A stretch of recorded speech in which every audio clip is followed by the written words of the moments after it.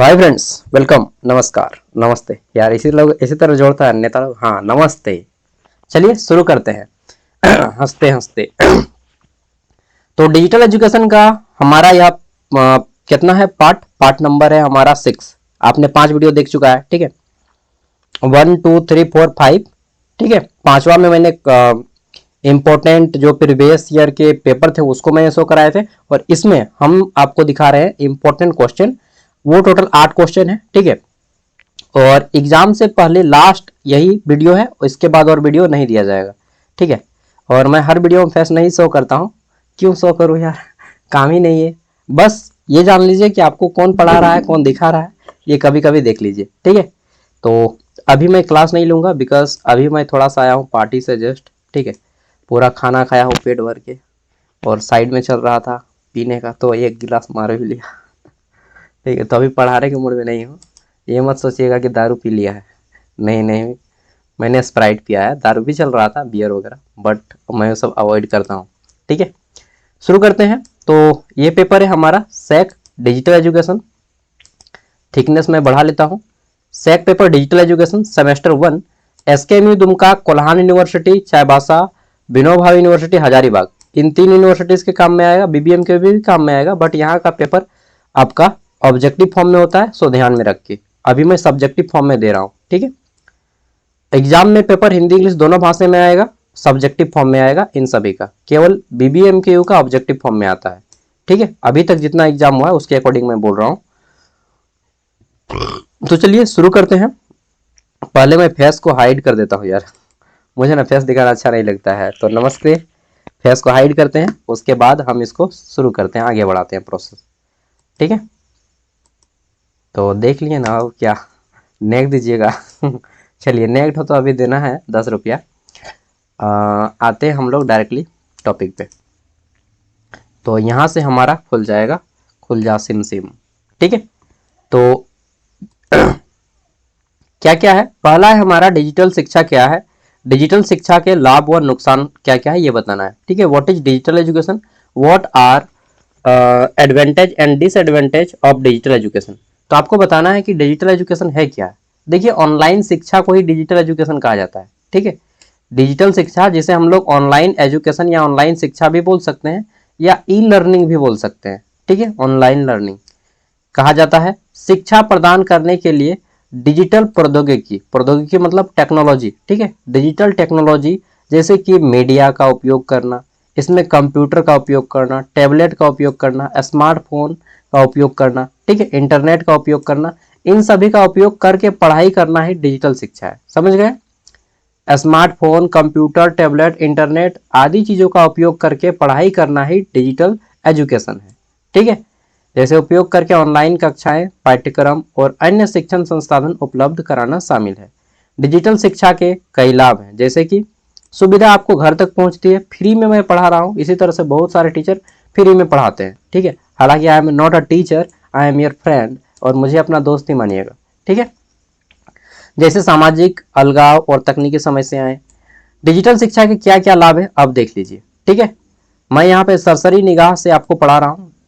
सबसे पहला लचीला और सुविधापन, यानी कि जहां मन करे, जब मन करे, जितना मन करे उतना पढ़िए। मैंने कभी बोला कि भाई पूरा देखो वीडियो, कहूंगा भी, फिर भी आपको रोक नहीं पाऊंगा, ठीक है। आप लोग में से बहुत से लोग हैं, मुझे मालूम है, कि वीडियो को देखते हैं, ऑन करते हैं, डिस्क्रिप्शन में आते हैं, पीडीएफ डाउनलोड करते हैं, और वीडियो लेना देना कोई नहीं, तुम देखो या मत देखो, ठीक है।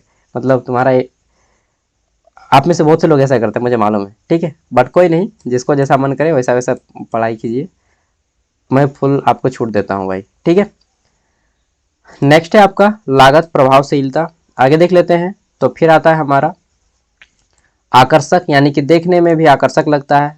डिजिटल शिक्षा में सभी चीज़ें फॉर्मेट में बनी होती हैं, जो कि आपको ऑफलाइन में, इतना रियलिटी बता रहा हूँ, इतना कोई प्रोफेसर आपको फ्री में नहीं पढ़ाएगा जितना मैं पढ़ा रहा हूँ, ठीक है।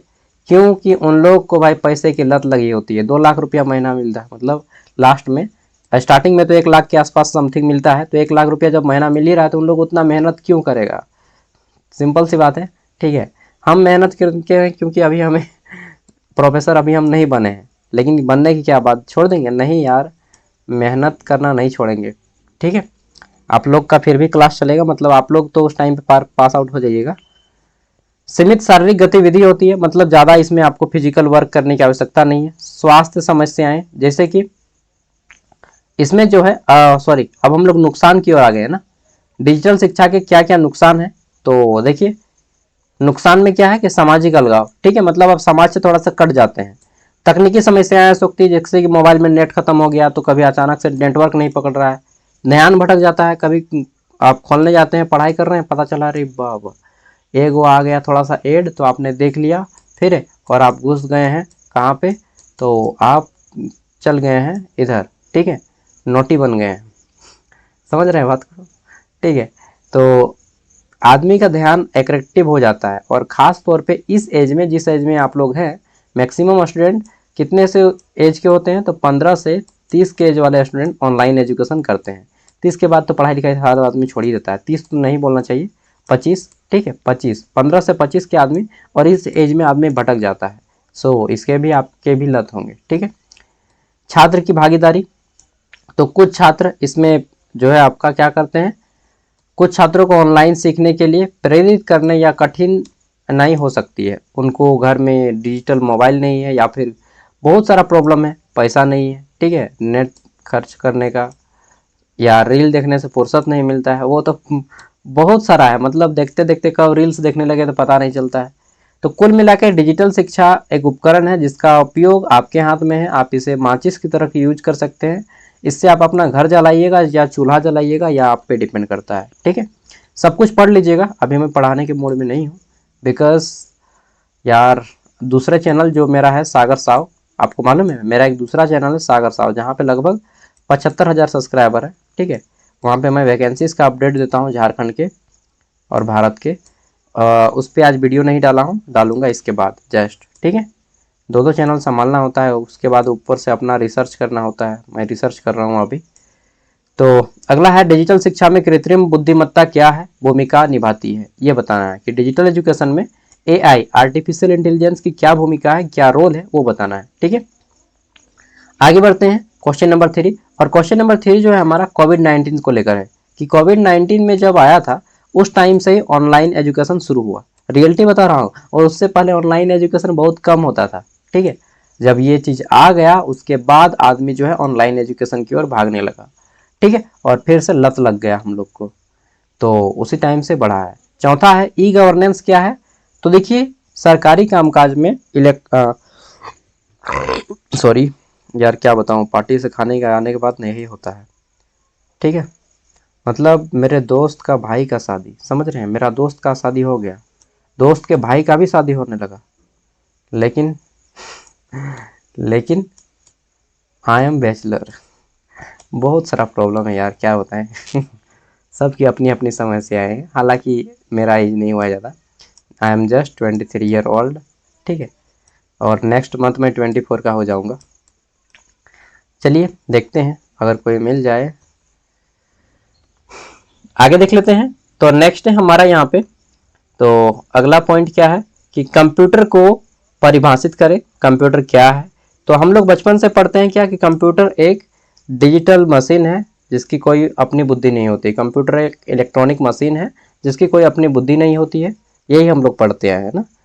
कंप्यूटर एक इलेक्ट्रॉनिक उपकरण है जो डेटा इनपुट के रूप में स्वीकार करता है, उसे प्रोसेस करता है, और फिर आउटपुट के रूप में परिमाण, जो रिजल्ट होता है परिणाम, वो हमें देता है, ठीक है। गार्बेज इन गार्बेज आउट के सिद्धांत पे ये मशीन काम करती है कंप्यूटर, ओके।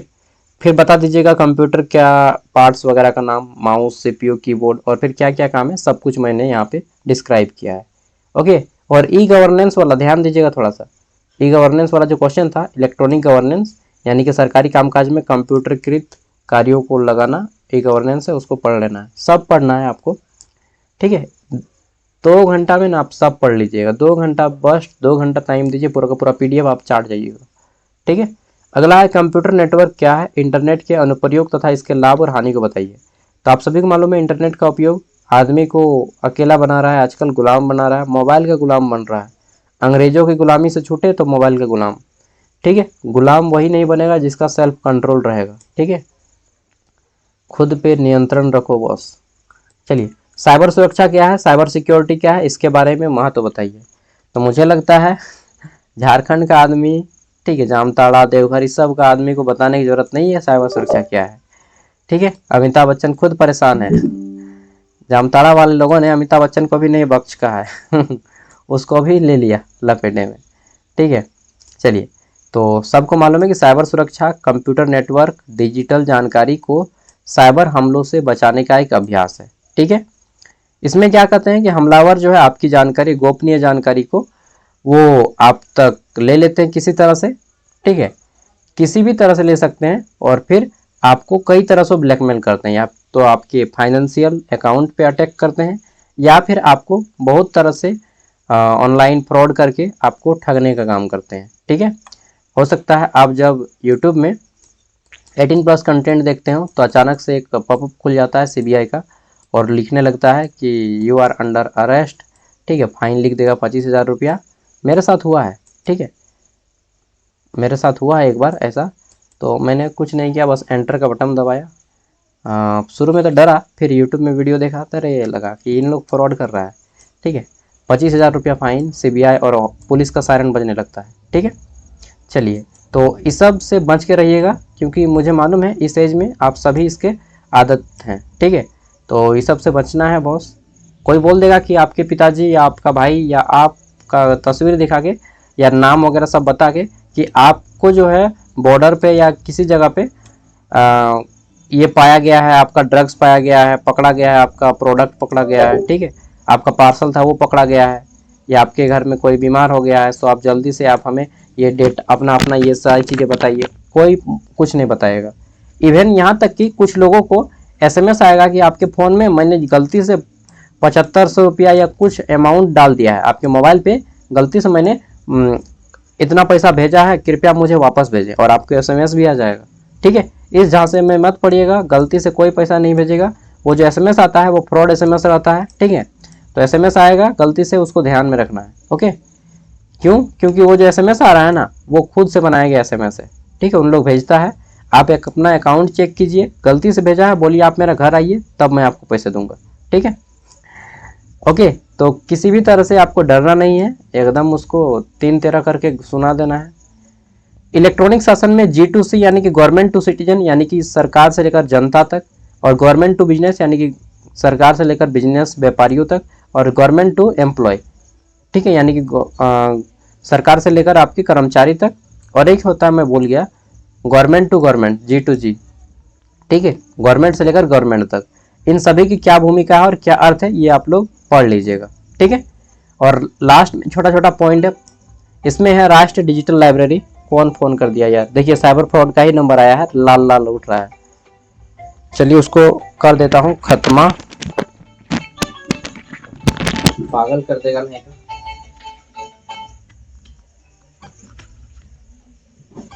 चलिए उसको हटा दिया मैंने, काट दिया फोन। फालतू में टाइम वेस्ट क्यों करेंगे अपना यार, काम नहीं है तो पढ़ाई करेंगे, पढ़ाई नहीं है तो फिल्म देखेंगे। सच में बता रहा हूँ, मैं यही सब करता हूँ। अपना काम करो या फिर यूट्यूब में पढ़ा दो बच्चों को। ठीक है, यूट्यूब का शिक्षा में क्या रोल है ये अभी आप पढ़ लीजिएगा, और फिर आगे बढ़ते हैं। तो नेक्स्ट आता है हमारा गूगल फॉर्म। ठीक है, और एक चीज़ लास्ट में यही चीज़ बोलना चाहूँगा कि अगर पेपर इंग्लिश में आ जाता है तो उसको हिंदी में ट्रांसलेट करवा लीजिएगा क्वेश्चन को, और आप हिंदी में आंसर लिख सकते हैं। हालांकि नहीं आएगा, फिर भी मैं आपको अवेयर कर दे रहा हूँ। ठीक है, चलिए इतना कुछ सब कुछ कंप्लीट हो गया।